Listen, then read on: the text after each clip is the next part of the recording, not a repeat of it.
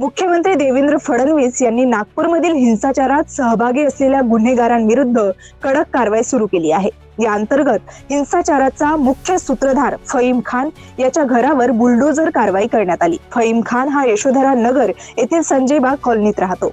नागपूर महानगरपालिकेने त्याच्या घरावर कारवाई केली आणि दुमजली इमारत पाडली। यावेळी सुरक्षा कारणास्तव मोठ्या प्रमाणावर पोलीस बंदोबस्त तैनात करण्यात आला होता।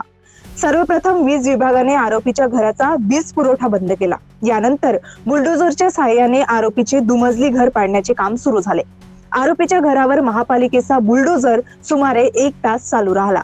नागपूर महानगरपालिकेला बेकायदेशीर बांधकामाची तक्रार मिळाली होती। त्यानुसार चौकशी केली असता जमिनीवर कब्जा करून बेकायदेशीर बांधकाम करण्यात आल्याचे आढळून आले। बेकायदेशीर बांधकाम पाडण्यासाठी महानगरपालिकेने फहीम खानला 24 तासा अगोदर नोटीस बजावली होती आणि कालावधी संपताच बेकायदेशीर बांधकाम पाडण्याची कारवाई करण्यात आली।